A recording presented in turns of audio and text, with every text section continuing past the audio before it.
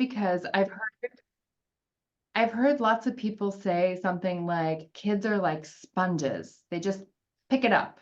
And that, how does that relate to the earlier the better? Yes. Um, I Is it think, true? yes, when it comes to the brain and what the brain is able to accomplish at a very young age when it comes to sounds and learning the uh, the foundation of languages, definitely it is true that the children are like sponges and they're able to learn languages faster. Usually at around age 12, that stops that plasticity of the brain changes. And so that's why part of the critical period hypothesis is that up to age 12 is the best time to learn other languages. So it's a beautiful thing. In many countries around the world, I mean, children very young are learning 5, 6 languages at the same time. So that's Yeah. it matches with the hypothesis that I presented during my webinar. So that one might actually be true, that young children are like sponges to some extent. That's true. Yes. All right. Amanda, do you have anything you'd like to add to that or respond to? Yeah, I do. Thanks. I want to build a little bit on what Angela said, which is that I think one thing I hear a lot, I've worked in multilingual schools, bilingual schools, where we're instructing in 2 languages and often have children speaking other languages at home. And a lot of people get worried that the kids are going to get confused and that they won't learn any of the languages because there are too many languages. And I think I think that's absolutely not true. The brain is amazing and how the kids are able to learn languages and sort of separate them, but also bring them together and use them as resources. So really multilingual children and adults draw on all their linguistic resources all the time. And what we will hear is kids using words from more than one language, especially as part of the acquisition process, but it's really not a problem. It's part of the learning. So especially when they're just earlier bilinguals, when one of the languages is, less solidified, they're going to maybe use the languages that they already know to be able to produce and communicate ideas. But that doesn't mean that they're not learning or that they're going to get mixed up. It just means they're on one of the steps along the way. And then eventually we'll hear with fluent bilingual or multilingual people, they will still use some mixing of languages, but in this very creative and interesting way where it might be, as I shared with my superpower, that I know this word or phrase is the perfect one for what I want to say. And I hear this a lot. I was just noticing yesterday, I was meeting with a group of Italian teachers that I work with, and they were speaking to each other in Italian. I was kind of listening in, but they were talking about classroom structure, and they kept using the word small groups in English in the middle of their Italian. And I think it's not a problem. It's not confusion. It's part of that superpower. And if I have another minute, maybe I'll also Sure. address this idea of children as sponges, because I want to say kind of yes and. I think absolutely what Angela shared, that there is this critical period and that that's a moment that's really good for kids to learn languages, is absolutely true. But I also want to share that I think I don't want to forget that learning a language still is a lot of work for children. And it's, the language, the level of language that they've acquired and what they're using at that age is more of this communication skills. The older you get, the more complex language you use in terms of academics. So I think that they have a little bit farther to go. I mean, sorry, less far to go in the additional language that they're learning. But I just want to point out it's normal for kids to get pretty tired when they're learning another language because it is work for their little brains, right? It's this cognitive load of trying to be able to communicate and express themselves. So that's important to think about too. No, thank you for adding that. And I think that intentionality is something that we all know about. And I mean, not just kids, but adults too, right? When you're in a new environment, even if there's not a language associated with it, or any of us who've traveled, you know that when you're in a new place, listening to new sounds, or even a language you don't know, you're exhausted at the end of the day, by just being hyper attentive to every normal thing in your life, whether it's buying a coffee or sitting in public somewhere. So that's a really good point. Um, we've said a lot of things, Edith. Would you like to respond or add to that? Yeah, I just sort of to piggyback on what both of my colleagues have shared. I mean, the brain is the only organ that continues to grow after we're born. I shared this in the webinar, and Dr. Kuhl's research is talking about how babies take statistics as they're listening. But I think that one of the things that was shared here this morning was the intentionality, and I really appreciate Amanda saying that, you know, it is a little bit, it's demanding, especially if the context isn't very rich. And so we do have to remember that even though children may not be producing or performing the language or the exact word, that doesn't mean that they're not learning it, that they're not processing that information, or that they're not retaining it or acquiring it. And so it's important to note that the younger that children are, the more those communication skills might develop in another language. But then as they get into school, then they might start actually acquiring that academic vocabulary that we want them to learn. But the verbal part is just, you know, so important. And we have to remember that it's the constant negotiation between those languages, and they're relying on each other to develop. So the stronger that the first language is, the more quickly that the second and the third and the fourth and the fifth language will happen. So that's very important for parents to keep in mind, that their first language is very important. Yeah, I liked lots of things you just said there. In fact, I was kind of absorbing this idea that babies take statistics in their head and thinking about how that becomes harder. It's so much harder as you get older, even if you are a good listener. I have actually a related question that someone in the audience has asked, Edith, and I'm going to follow up with you on it.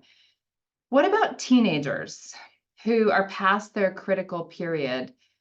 Any thoughts on how you can help a teenager, maybe in a new country? I know this is true of lots of Belarusians who might have moved somewhere else recently, and this teen needs to absorb and perform probably pretty quickly, socially and then academically. Yeah, absolutely. I mean, I've worked in that age group with that age group. I was a middle school teacher for many years, so I understand that age. Yeah, definitely. I mean, what we know about, you know, let's say adolescents from 12 to 17 is that the language is based on social interactions and meaningful interactions, as you shared. So there are many different ways that we can support that. Anything that is game-based is going to be very helpful to those learners. Anything that's where you have some kind of peer support, because language is always scaffolding. So it doesn't have to be somebody who's fully bilingual, but it's just somebody who is maybe more advanced in that language, because then that provides an opportunity for the learner to be able to learn. And one of the things that we have to remember for that age group, and there is some research to support that, is when they looked at bilingual students, this is the work by Dr. Angela Valenzuela, who basically said that students were reporting that they were learning more outside of class than they were actually learning during class because of those social peer interactions that they were having.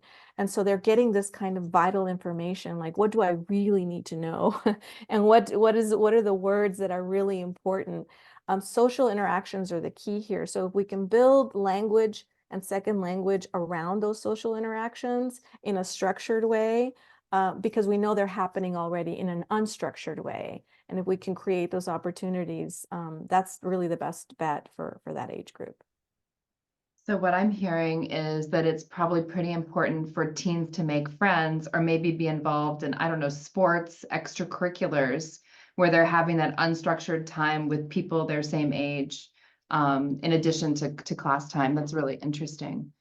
Amanda or Angela, do you want to jump in with something more there?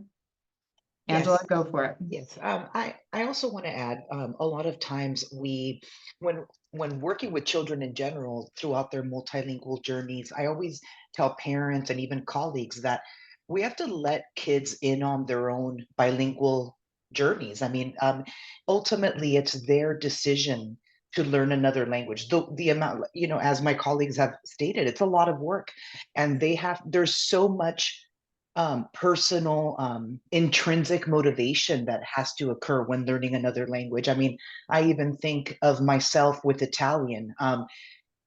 You know, I always tell the story that my sister is not fluent in Italian, and I am. Why? Because intrinsically, I would go back to Italy all the time. I had friends who only spoke Italian. I would listen to Italian music and watch movies, and all of that comes from within, and it's this desire to connect with the culture, and so we also have to let kids in on their own bilingual journeys and let them kind of also invest in that part of their journey. If we never even have a conversation around that, which I'm sure all of the parents here have with their children, but it's a very important part of the process that I always like to remind people of. I really like that. And I'm thinking of an example of a good friend of mine who was raised in a bilingual home, Turkish and English, who was a little bit of a rebel. So rather than taking it on, all of the strange food and the strange language of his parents, he's now in his 50s. He likes hamburgers and like really super uninteresting food from my perspective. It's very mainstream, but it was his way of rebelling from his family. And I've never talked to him about it, but I wonder if some of those conversations were had or not had, but he clearly didn't agree with the kind of on the mindset of his parents on that one, which maybe shifts Yeah. us to another question. And I'd love to direct this to you, Amanda, because you kind of mentioned it in your example about schooling. There are a lot of different ways to raise teens, kids in a multilingual home, like mother speaks French and the father speaks German. From your perspective, what is the best way to address that? You talked about a home language and a school language, but should you use a mix? Should you be very disciplined about using one or the other? What are your thoughts on that, Amanda? Yeah, that's a really good question, a really interesting question, I think. Maybe I can just say one bit about the teenagers before I get into Sure. this one, because Go I have for it. a little thought about that. I think it's also important to remember that there are advantages of older learners have in learning language too. So we've definitely talked about this idea of the critical period and the major advantages that young kids have. But as we get older, we learn more about how to learn things. And teenagers have already learned a lot about how to be a learner. So I think leveraging that with older students and helping them see how they can use these what we call metacognitive skills, right? How do you notice how to build on what you already know, and how do you go about studying something? So I think that's another, advantage for the older kids. And now to go to the new question about the best way to manage this multilingualism. And I wish there was like a simple answer or just a yes, this is the way that you should do it. But I really think it depends a lot on the individuals involved. It's very personal, this process of learning a language. And I've heard of different methods that work for different families. I think that this way of having one parent speak one language and one parent speak the other language certainly can work for a lot of families. I've seen it work for families and people that I work with, but I've also heard of other ways, because it really might depend on how you want to communicate within that family and who speaks what language. Because sometimes you might be choosing, if I'm going to speak French with my child, but my husband doesn't speak French, he's going to be excluded from that communication. And that might not be something that we want to do, or it might be something we want to do sometimes, but not always. I've also heard of families doing sort of location-based language use, or situation-based language use, where it was at dinner, we always speak in Italian. Or my favorite one was actually a colleague of mine. She is Italian and her husband is British, and they raised their kids in the United States bilingually. But her rule was in the car, they always spoke Italian. And she told me that to this day, her kids who are grown now, they just automatically, when they get in the car, they speak Italian. So I think the key is just whatever way that you do it is setting these kind of cues that kind of trigger, oh, this is the moment when I'm going to focus on using this language. Because I think as we've shared already, bilingual people, multilingual people certainly can mix and use their languages at the same time, but we do want to set up some situations where you can be focused and really immersed in one of them so that you can develop the skills. And I think it can be, as I said, it can be when I'm talking to this person, it can be when I'm in this place, but kind of maybe making a big deal of that switch over and, okay, now we're moving our brains into this language. In my school, I have a few teachers who are bilingual, so they will teach both in English and in Italian with their classes.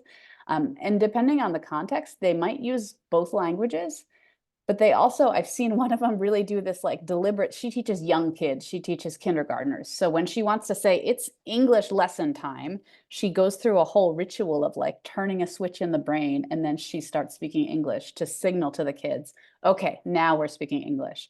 And I think especially with young kids, that's important to kind of have these clear signals and messages and places that tell what language you're going to be using.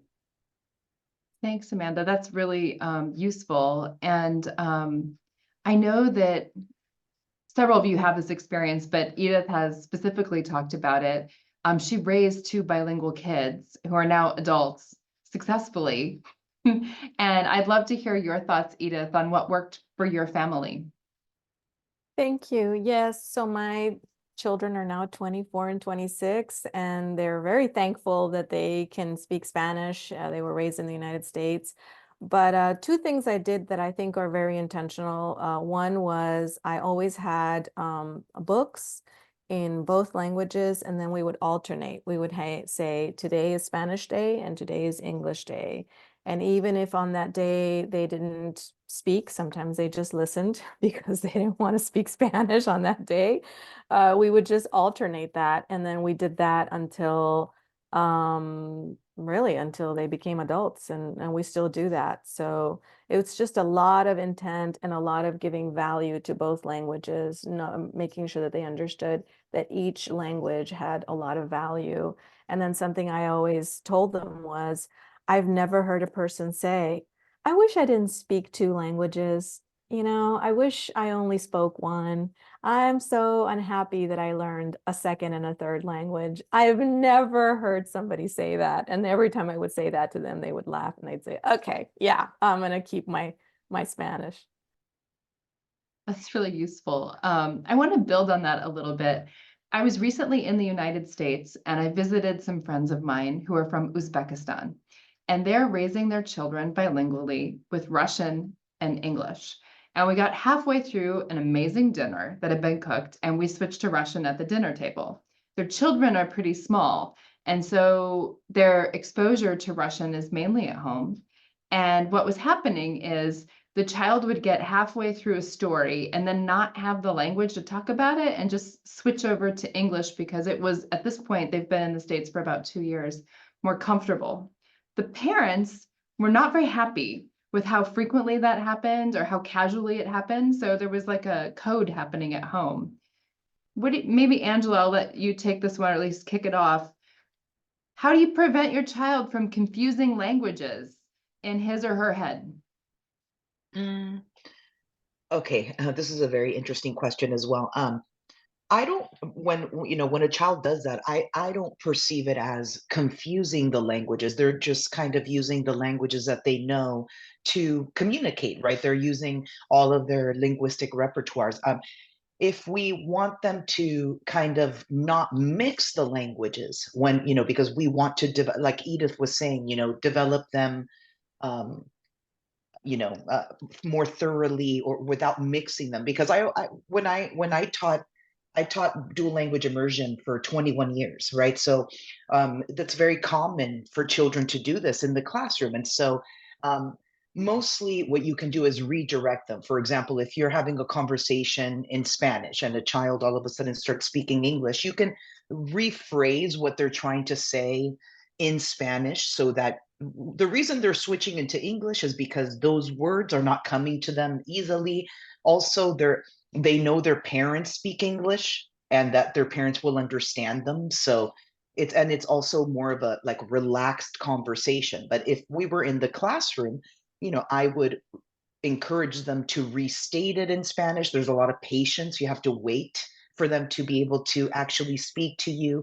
It's tough because in a family atmosphere, you don't want to be that, this like very strict, like, oh, I don't understand you. I don't understand you when you're talking. You're going to have to say it in Russian. I'm not a parent, so I can imagine that must be tough. Just because kids, you want kids to talk to you in a relaxed manner. So in the classroom, I would redirect them. I would teach them how to say it in the language. I don't know what Edith and Amanda think as well, but I don't, I know they must have many ideas as well. So Thank you, Angela. Edith, yes. Amanda, you want to chime in on that? Yeah, I'll be very brief. Angela, I think that's perfect because that's exactly what I did at home in a relaxed environment was I would just model back because as you said, they're not really confused. What they're doing is I like the word repertoire that you use. That's exactly what they're doing. They have this nice bank of words and they're just accessing that information. It's code switching, right? And actually the research shows that people move from one language to another, finish one sentence with two languages because of that accessibility. And we do have to be patient. Mostly bilingual learners need like another 8 or 10 seconds in order to be able to respond. It happens to all of us. But yeah, that's basically what I did is I just kind of waited and then I would model it back and then I would just continue because I don't want to create a negative environment in any way. I'm trying to encourage and reinforce as opposed to provide any negative reinforcement, especially as they're learning. Yeah, and if I can add to that as well, I think one thing that's important to keep in mind is that bilingualism and language use is very practical. Like it's about communication. So anyone who's speaking, our ultimate goal is to communicate. And so if I'm speaking and it feels easier and simpler to communicate my idea in one language, I'm probably going to automatically go for that. And it's about relationships. So it's about the people that I'm talking to. I want to be able to connect with them. So what we're doing when we're trying to sort of encourage language learning is we're trying to push on that a little bit and say, instead of taking the easy way to get your idea, let's work a little bit for the benefit of your brain, for the benefit of learning. So I think keeping that in mind, and then I like this idea of the zone of proximal development in learning, this theory when you think about we have, what a child or any person can do on your own. And then think of this as like a concentric circle. Just outside of that is what you can do with some help from a more capable person. And then beyond that is like the things that you can't do at all. So we want to think about with children or anyone learning language, how do we get them in that second layer, what they can do with help. And a lot of that is, as Edith and Angela have already shared, is kind of echoing it back to them or giving them a moment to reformulate. But I think it's knowing when is that moment. And I see this with young kids in my school, especially the kindergartners who come in with maybe very little Italian.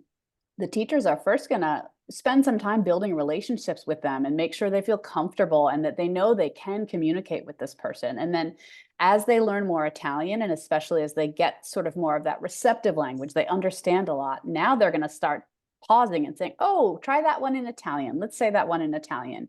And, you build and build for what your expectation is as they get more comfortable and confident and fluent. So it's a process and it takes time and patience, but it really does work. Thank you. This kind of relates. We have a couple questions in the chat that I don't want to ignore. One is from a parent who has a child who's learning English, French, and German, and is concerned about the critical period. And kind of, I guess, like the ideal threshold that you would be helpful to get a child to in terms of proficiency when they're still at a young age. I don't know if there's a firm answer on this. I'm also very curious. Is there kind of like a good foundational level that is helpful if children maintain before they get into later years to help provide a foundation for them to learn? So I think the question is framed using the Common European Framework and wanting Yes. to know, like, where do you have to get? Angela, Yeah. sounds like you can take this on. Well, we have, I work a lot with the American Council for the Teaching of Foreign Languages, the ACTFL proficiency standards. And we also have proficiency levels. Usually they're, you know, in the language world here, that we use in the United States, usually used in the secondary level, not as much with young children. But so this is kind of a difficult question, because there's languages that are more complex to learn than others. You know, for English speakers, this is important. We have a category system based on ACTFL, or the American Council for the Teaching of Foreign Languages, that tell you what languages are more complex to learn in 4 categories. So, you know, so for example, I lead Spanish and Japanese programs. Japanese is a category 4 language, okay, which means it takes about 2,500 hours for an English speaker to learn Japanese, whereas Spanish is a category 2 language. So it takes, I think, from what I remember, about 1,000 less hours to learn Spanish than Japanese, for an English speaker to reach a certain level of proficiency. So, you know, it depends on the language. I mean, all the languages stated here, English, French, and German, these are all similar in difficulty, those languages. So, um, levels A1, yes. You know, they're not all going to reach the same proficiency level either. You know, some of the language will be depending on their use, on, you know, as my colleagues mentioned, when they use the languages, how often. One of them or 2 of them will be more proficient than the others. Like for me, it's Spanish and English over Italian, for example. So that's a tough question, because it's, you know, there's no, we all acquire languages at different levels. So up to which level we have to strive to learn the language? No, there's, as long as you're working towards the language, it's for the rest of your life. It's a lifetime journey to learn a language. So, you know, if um, uh, you'll reach different proficiency levels, and you'll lose proficiency throughout your life. For example, my dad was the only person to speak to me in Italian, and he died 3 years ago. My proficiency level has gone down because of that. I haven't lost my Italian, it's just gone down, and that's just normal. So that's why that question is a little bit tough to answer. Does Edith and Amanda have anything that I may be missing? Maybe. I would just add that, you know, probably the word that we use in our field is fossilization, which means that language is not necessarily lost, but it's kind of like buried in our brain because our brain manages, if you think about all the things that we see every single day, basically what your brain is doing is deciding, what does Edith need to know today at this moment? And there's a lot of information that I don't need to know. So it throws it in the back.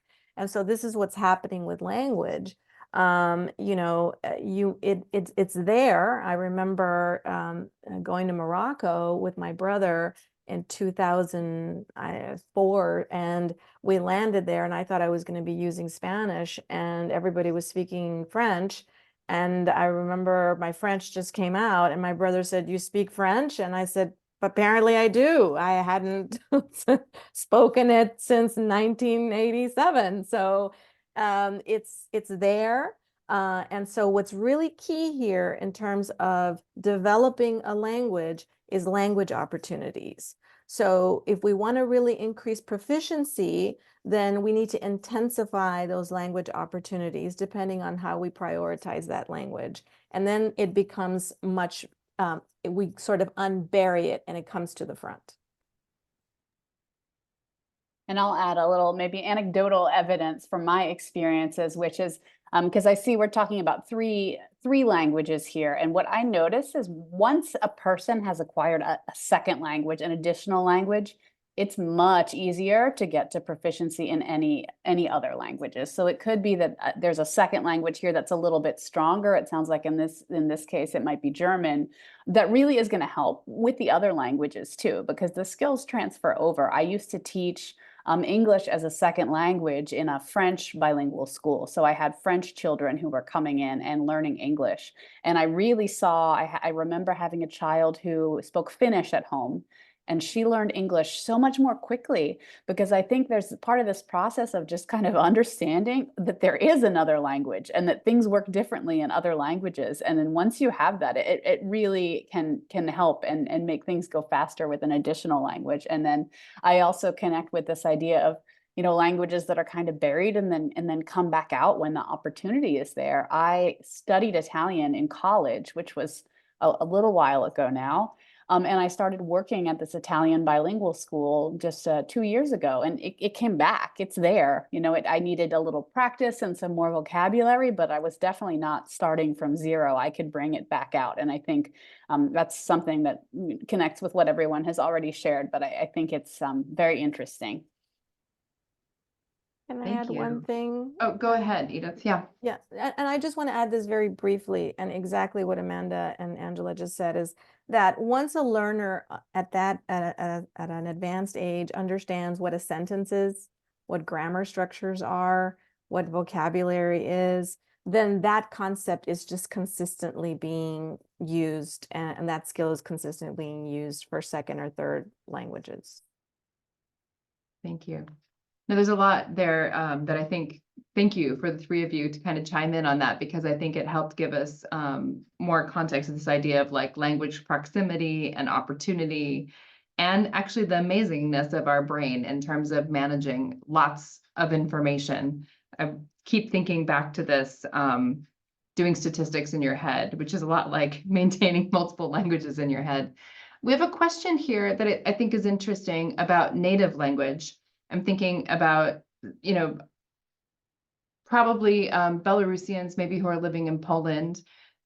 Polish and Belarusian, or Polish and Russian, are related languages. So I imagine that kids in particular acquire it quite quickly if they have the right opportunities.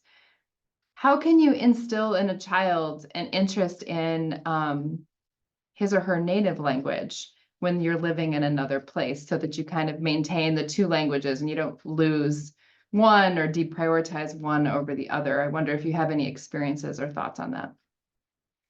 Yes, I do. Good.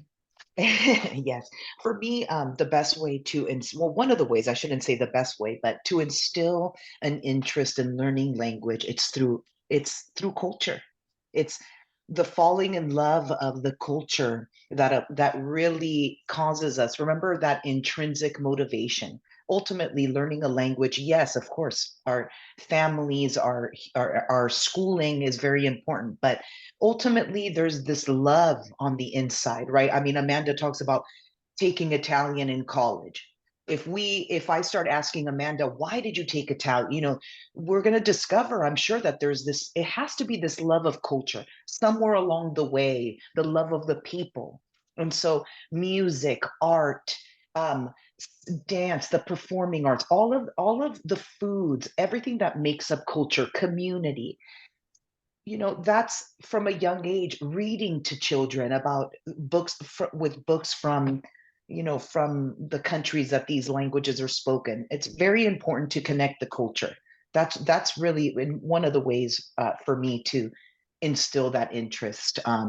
That's for me. That's how it was. I mean, and to this day, I love the Italian culture, and I love, it's the culture of my ancestors. So yeah, it's what continues in me to have that journey for the rest of my life. So It sounds like it's an important part of your identity. exactly, yes, thank you. I'd kind of like to turn to another question, if that's okay, just for I'm watching the clock, so we drive the direction that we're going. We have another comment from someone in the audience about immersion programs. Yes. And I'm happy if anyone wants to answer it. I know people this way too. Family whose child used to go to a nursery school, English was the medium of instruction, full immersion in the language, but the child only learned several phrases there. And the question from the audience is full immersion in English useful? I guess it could be another foreign language. Yeah, I'll start. Go ahead, Amanda. Okay. Yeah, I'll start. I've worked in several immersion language schools, and I think it definitely works and is very powerful. But I also will say it's not automatic. You can't just put someone into an environment and then they'll you know that they're going to speak the language, right? It has to be intentional, and there are things that have to be done to make it work. I think we've touched a couple times already on this idea of motivation. One of the most important lessons I think I learned as a language teacher early on is that no one ever learns anything that they don't want to learn. You cannot make someone learn something. So a lot of it is about making sure that there is a motivation to learn. There is a connection. And I think when we as adults are making choices for our children about what they're going to learn, that's something we have to think about, because I've decided I want my child to be bilingual. I've put them in this school, but do they understand why? Do they care about the language? So it obviously depends a lot on the situation, but I think as a parent, you definitely want to talk to your child a lot about this language that they're learning, why they're learning it. Try to kind of activate some of the things that we've shared that would help motivate them. What's the culture that they're connecting to? Who are they going to be able to talk to? What are the books that they can read now that they know this new language? And then we also want to make sure that within that program, there is deliberate instruction, kind of moving kids through this zone of proximal development. We can't just talk at them in English. We have to also be encouraging them when they're ready to speak and express themselves in English, and to feel like they have identity related to it as well. So I think, yeah, full immersion, yes, definitely can work, but it has to be done effectively. Thanks, Amanda. Angela, you want to say something? Go for it. Yes. Yeah, I mean, definitely what Amanda said, stated is very true. Immersion is a very powerful way of learning a language. There's many ways, right? Dual language or bilingual education is one way of learning another language. It takes, sometimes, parents will put their children in immersion, and after 6 months, they're not talking. They're not saying anything. And it's like, okay, well, first, it takes about a year. There's a silent period in the beginning where kids are just, learning the language, right? Then about a year, obviously, when you're teaching very young kids, within a very short time, some of them do start speaking to you. Every child is different. Some kids are able to start right away communicating, and it depends on their personality as well. We don't talk about that as much, but a lot of children inherently are very introverted or very extroverted. I'm forgetting the terms right now, but there's two terms. It's like high input generator and low input generator. So there's some students that are part of their personality is to produce language because they're very outspoken children, and some children just take longer, right? So yes, there is a silent period when we start learning a language. It takes about a year in the beginning for us to absorb that language and then start producing it. So you have to give it time. Nursery, that means school, that means they're very young. That you have to give it time. It takes years, right, to learn a language. Also, remember, what are we talking about when we're saying learning a language? Through immersion, usually we're learning how to read and write, and we're not just speaking the language. We're learning how to be biliterate. And so that's very different than just communicating with the language verbally. So I don't know if Edith has anything to add, but I do, yes. So what I just want to add is that it's so if it's immersion all in one language, then the context has to be very rich, because the cognitive demands are so high, regardless of the age. If you're 3 years old or you're 15, if you're completely being immersed in another language, it can really be a very stressful environment. I know personally, when I first heard Russian, I got a headache and I was completely immersed. And then I was able to just start processing the information and really start to make those connections with language. And it's the same, we have to consider the emotions that are there. And it has to be a very positive experience as well. And then we have to consider, so what does that mean, context embedded? That means visuals, that means a lot of a print-rich environment. That means, as Angela said, books, labeling, songs, music. Even if we're talking about adolescence, music is a wonderful way to really introduce sounds. And what we're trying to do is get that affective filter, get people to relax and to understand that this is a joyful and a positive experience. So then the information can start to come in what Krashen calls comprehensible input, right? Otherwise, it's not going to come in if I'm very stressed out, and I'm probably not even going to want to experience it if it's not a positive experience. Thank you. I kind of want to turn a corner here. I mean, what I'm hearing from all three of you is kind of like, relax, parents, just a little bit. And I know that a lot of parents get really nervous. You want your kids to be successful. You have a vision for what futures, might be out there for them if they're multilingual. And, they get nervous. So there's a question here, and it was also kind of in our preparatory notes. How can parents and teachers collaborate to help kids learning languages? This is for everybody. So whoever wants to start, go for it. And then we can just rotate around. Yes. Okay, well, I'm going to replicate something that my partner teacher, I taught with her for 12 years. We started a Spanish dual language immersion program together, and she would always start meetings like this. Parents, the relationship between teacher, parent, and student, or teacher, family, and student, right? It's like a triangle. When one of them is not present, when one does not do their part, right, the triangle collapses and there's no, right, there's no success there for the child, essentially, right? Because it's true, we all three entities have to work hand in hand, and that includes the child, right, to be able to ultimately have the goal of multilingualism, right? And so that means that um, the teacher has to have very articulate, very clear goals. Usually language teachers have to be a very high caliber in their experience and expertise, because it's very challenging to teach in other languages. You have to have a lot of strategies and knowledge, okay, on how to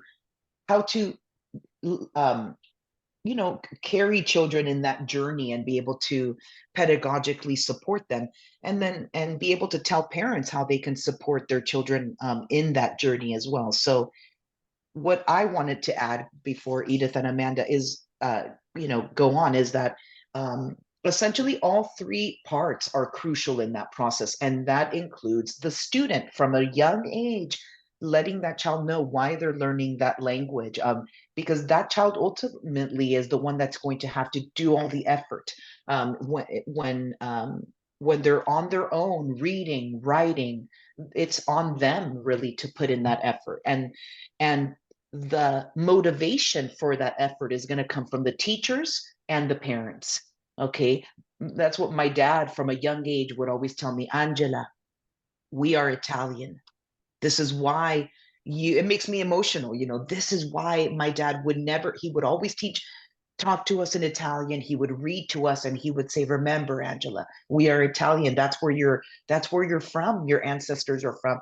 And I still remember that. And that motivation and that love comes from my dad's, love of Italy and who we were. And so all three entities are crucial to work hand in hand together. But okay. I know Edith and Amanda, I'm sure, have many I strategies. love that, Angela. There's no magic dust. So the triangle seems Yes. important. Edith, go ahead. It looked like you were ready. Yeah, I would just add that the home is an extension of whatever is being learned at school, but it really does take everyone. I mean, when I was very intentional about making sure my children were bilingual, everybody was part of this contract. My parents, my sisters, my friends. It was just a very intentional campaign of, we want to make sure that they have these experiences and that it's joyful. And so, and we were always in communication about what was happening in school and how do we just enrich that. And so that's the big thing, as I would say, is you just have to enlist everyone into that campaign. Thank you. Amanda, go for it. Yeah, and I think Edith and Angela have shared really important points. I will say that, you know, the relationship is super important, and to help with the motivation and the identity. I think the roles that each person plays depend a little bit on what language are used in what context. But as a parent, even if you don't speak the language that the children are learning, you can still be part of that.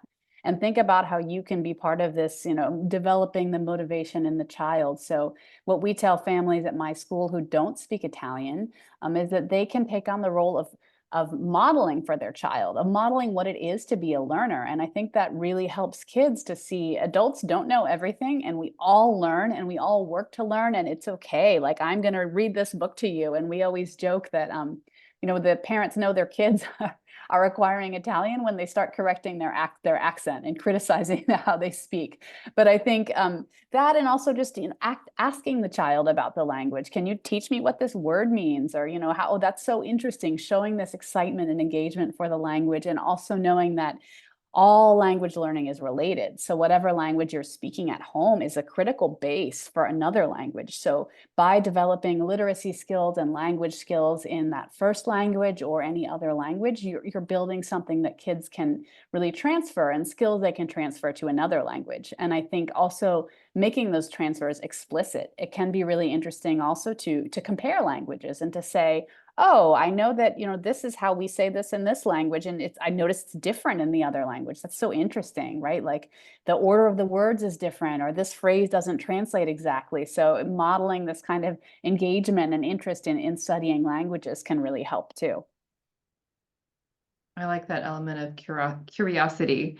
And I know we could continue this conversation for hours and days and weeks, because it is such a good conversation to have. For those parents that might be in the seminar right now or watch it later when it's in a recorded form, I'd like to leave everybody with a resource or a tip, something they could go find to keep learning about this topic. So maybe as we wrap up our panel, I could ask each of you to share some sort of resource, website, tip that they might look into to learn more about this topic. Anybody want to go first?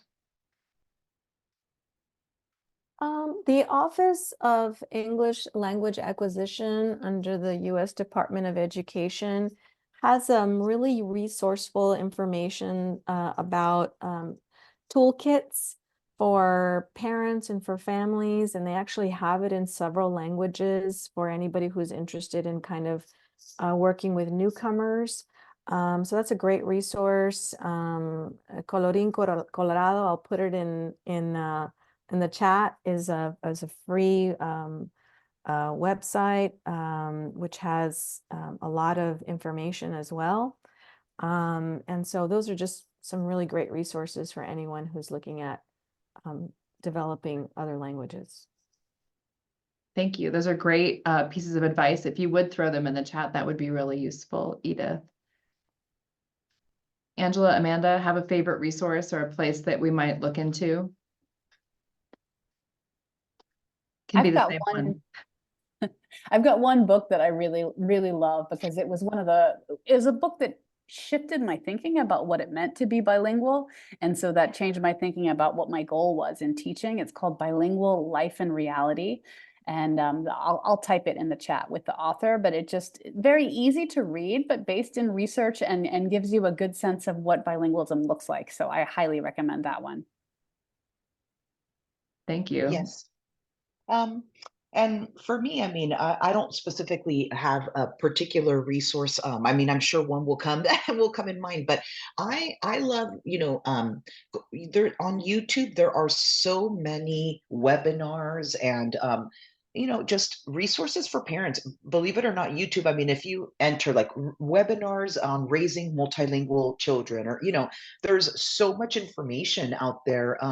Just I use YouTube, you know, in my university courses, because there's so much out there that people are starting to add just on their own. I mean, there's of course, you know, we have the Center for Applied Linguistics, as that they have a YouTube channel that offers many videos. for parents and educators. I'll put it in the chat right now. But I mean, there's so many organizations that offer webinars for parents that are free, and they'll post them. I mean, I'm even looking at one now, just through the Center for Applied Linguistics. So I'll share that in the chat for you. Thank you, Angela. And to our audience, either that's here now or watching later, I would say that one of the things the Regional English Language Office and the American Center Minsk strive to do is to provide you with webinars and opportunities to learn like this that might be tailored to your interests. So if you have a specific interest in seeing content like this more deeply explored, or perhaps other kinds of content related to learning languages, being bilingual or multilingual, no matter what your age, if you're pre-critical period or you're much older and learning other languages, it's something we'd like to support. There are a lot of free resources from the Regional English Language Office through the website americanenglish.state.gov, and also through the American Center Minsk. You can find more information on their website, on their Facebook page, on their Instagram account, and also on YouTube. And feel free to give us feedback on what you'd like to see in the future. I want to thank our three panelists for this really interesting conversation. A lot of things came up that I could not have predicted. And I'm grateful for the time that they spent providing webinars, preparing to speak to you, and sharing their advice. So Edith, Amanda, Angela, thank you for sharing your morning and our evening together. And thank you to the audience for spending time with us on this important topic. Have a great evening, and I hope to see you again soon. Thank you. Bye. Thank you, so everyone. much. This was really fun. Yes. Bye. Thank you, everyone.